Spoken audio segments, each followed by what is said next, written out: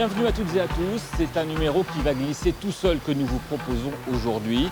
Il suffit de voir le succès remporté par les patinoires éphémères qui fleurissent durant les fêtes de fin d'année pour mesurer l'attrait du patinage dans notre région. La Bretagne compte un peu plus d'1 millier de licenciés dans les clubs de sport de glace.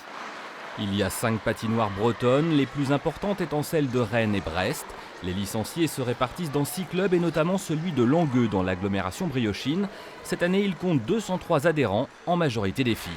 Jambe gauche et je fléchis la jambe droite. Allez, c'est parti. Les entraînements ont lieu tous les jours, sauf le dimanche. Le mardi est la journée la plus chargée. Les cours se succèdent de 17h à 22h, sous la conduite de Bruno Allègre et Caroline Margherini, les 2 professeurs diplômés d'État, et de Florian Lejeune, éducateur en formation. Les débutants ouvrent le bal. Avant de maîtriser les sauts et les pirouettes en tout genre, une bonne qualité de glisse est indispensable, sans craindre de tomber. La chute fait aussi partie de l'apprentissage des jeunes patineurs. On essaye un peu de les tester avec ma collègue. On les teste, ça peut être sur des épreuves un peu de saut, un peu technique, un peu sur les pirouettes. Et on essaie de les aguerrir justement sur la chute pour pas qu'ils pleurent tout le temps papa-maman. Donc on essaie de faire en sorte qu'ils soient assez forts. C'est un peu des valeurs qu'on leur donne pour essayer qu'après en compétition, ils essayent d'être vraiment aguerris et qu'ils nous fassent un travail, on va dire, régulier. D'heure en heure, le niveau monte. Ici, c'est avant tout une pratique de loisir qui l'emporte. Mais pour ceux et surtout celles qui en ont l'envie et les capacités, il est possible de se frotter à la compétition avec forcément un rythme d'entraînement bien plus soutenu. Avec mon collègue, on va dispatcher les entraînements par thème. Par exemple, le lundi, on va travailler les pirouettes, le mardi, les sauts, le mercredi, la glisse. Et comme ça, les patineurs savent qu'est-ce qu'ils vont faire, qu'est-ce qu'ils vont travailler, pourquoi ils viennent. Et tout est important. Il n'y a pas que les sauts. Parce que c'est vrai qu'on dit souvent patinage, les sauts, les pirouettes, mais la glisse, c'est quand même 50% de la note aussi, donc c'est hyper important. Au club de Langueux, elles sont 14 à disputer les compétitions régionales et nationales, avec une simple envie, se surpasser sur la glace et sous le strass. C'est une compétition et c'est aussi, on s'amuse, on voit d'autres personnes, on fait des rencontres. Et il y a les paillettes. Oui, il y a des paillettes. Nous rejoignons maintenant au bord de la piste Christelle Soto, la présidente de la Ligue de Bretagne des sports de glace. Et contrairement à ce que l'on pourrait croire, la Bretagne est bien une terre de glisse.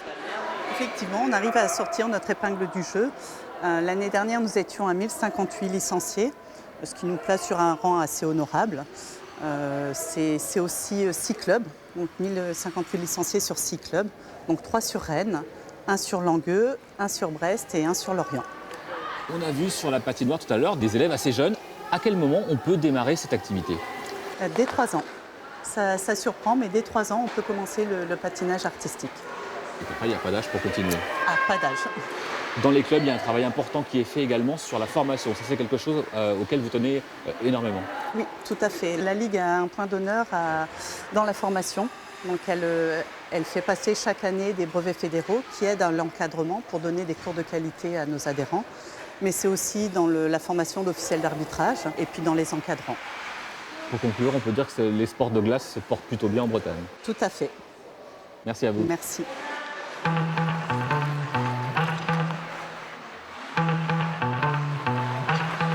Dans les sports de glace, il n'y a pas seulement le patinage artistique, il y a également la danse sur glace, le patinage synchronisé, le bobsleigh, la luge ou encore le curling. Et puis, il y a une discipline dans laquelle excelle un Breton, le malouin Alexis Contin, champion de patinage de vitesse. Voilà tout juste 2 ans, il participait aux Jeux Olympiques d'hiver en Corée du Sud. Stéphanie Labrousse nous retrace son parcours.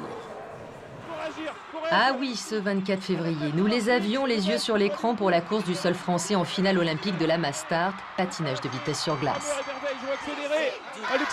À ce moment-là, à 9000 km de la Corée du Sud, les supporters d'Alexis Contin sont réunis dans sa ville de Saint-Malo. Il y a Fleur, la sœur d'Alexis, Randy, son beau-frère, et Monique, dite Mamita, la grand-mère. De médaille olympique, il n'y aura pas, c'est passé près. Alexis termine 5e de la course, 10e au général. Il mérite beaucoup d'applaudissements parce qu'il y a beaucoup d'heures de travail derrière cette Mastart. Beaucoup d'heures de travail en effet.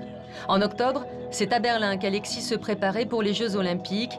Pas d'autre choix que de s'éloigner de la maison. Si on veut faire du patinage de vitesse, il faut forcément s'expatrier. Il n'y a pas d'anneau en France. Et puis ça fait 10 ans que j'ai commencé la glace et ça fait 10 ans que c'est comme ça, donc c'est une habitude maintenant. Une préparation de longue haleine avec son entraîneur Alain Nègre, son comparse depuis 14 ans. Aligner les tours de 400 mètres en moins de 30 secondes. Voilà, c'est bien comme ça. 9-3. Les proches s'organisent pour rejoindre le champion à l'étranger. Une bonne dose de réconfort entre 2 séances. Une préparation qui va mener Alexis aux Pays-Bas, Erenveen et la Coupe du Monde de patinage de vitesse sur glace. Puis c'est à Salt Lake City, aux États-Unis, que l'entraînement d'avant JO va se poursuivre. Tout donner à chaque fois, voilà ce qui fait filer Alexis Contin.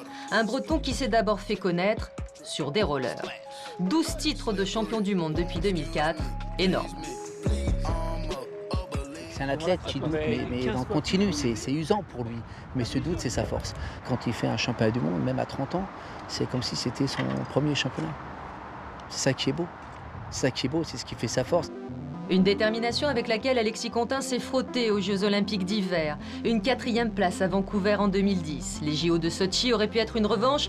Oui, mais voilà une autre épreuve commencée, la maladie de Basedow qui affecte la thyroïde. Fin 2016, Alexis Contin a dû se faire opérer, mais l'athlète est revenu au plus haut niveau, décrochant 2 mois plus tard une médaille d'argent aux mondiaux de vitesse. Et puis il y a eu les mondiaux de roller à Pékin, encore de l'argent dans l'escarcelle du Malouin. Alors oui, pas de médaille aux JO cette année, mais Alexis Contin a tout donné. Sacré parcours décidément. Je le sais, certains d'entre vous auraient aimé me voir évoluer avec grâce sur cette patinoire, peut-être même choir avec un peu moins de grâce.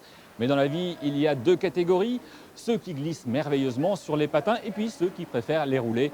Vous l'aurez compris, je me range plutôt dans la seconde. C'est ainsi que se referme ce numéro. Merci de l'avoir suivi. Place maintenant à votre journal régional.